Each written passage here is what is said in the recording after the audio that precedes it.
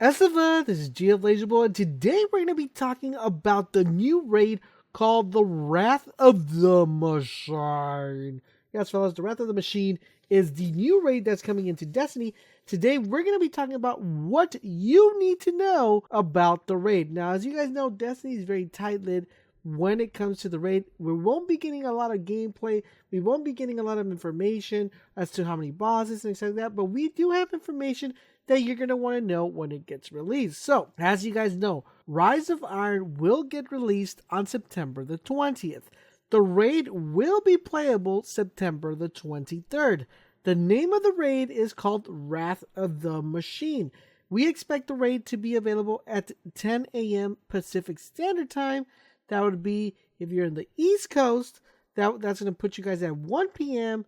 And if you're in Central Time, 12 p.m. And if you're in the UK, that's 6 p.m. in the evening or afternoon, whatever you guys would like to call it.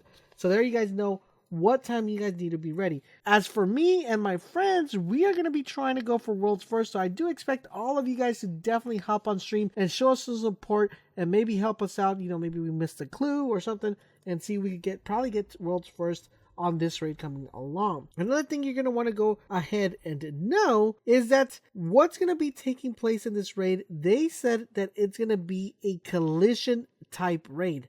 This raid was primarily focused on, and it has some similarities, some inspirations from the movie Fury Road. So if you guys haven't seen the movie Fury Road, definitely would recommend you seeing it. It's actually a really good movie, but they say that the actual raid was kind of inspired by that movie. So that kind of gives you an idea of what we could expect.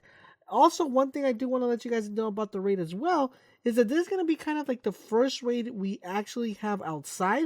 There's going to be a lot of outside engagements and some inside engagements, but the majority of our engagements will be outside. Now, towards the end of the raid, we will be going ahead and going inside underground to fight the SIVA, which, by the way, I think Bungie copied my SIVA and just changed it to SIVA, just throwing that out there. Anyways, but here we go. So the raid's going to continue the story of the SIVA and how it became about. It's going to be very action-packed, and it's going to be focused a lot on mobility and difference, and it's going to be very, very weird. That is some of the words that are coming from the people who actually have gotten a chance to play it. Now, one thing I do want to let you guys know as well will be that we will be going underground. As you guys know, the SIVA is something that comes from underground, and that's where I believe the boss fights will occur. I believe we're going to be fighting something like that. They also said that we're going to be able to see some Fallen interaction with SIVA and how that works. There is a little bit something that caught my attention. If you guys remember, when we used to play Prison of Elders, there was an encounter called Machine's Wrath in Prison of Elders.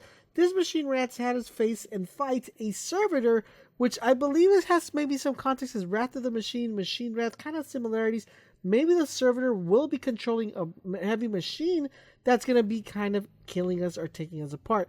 They said that the boss fight with the machine of the Sambowi is going to be one of the coolest and most difficult, boss fights that we have to encounter in the raid, and it's going to be determined how well we solve it. So there's going to be a lot of solving. I do expect there to be a lot of movement, a lot of jumping puzzles, and a lot of traps within the raid. One thing that's going to be interesting is how the artifacts will play within the raid and what type of artifacts we will be able to get. Because if you remember, we will only have access to 3 artifacts per week. So knowing which artifact you pick up when the raid happens the first week is going to be very fundamental if you complete the raid, which I think the artifacts are going to play an important part to actually completing the raid.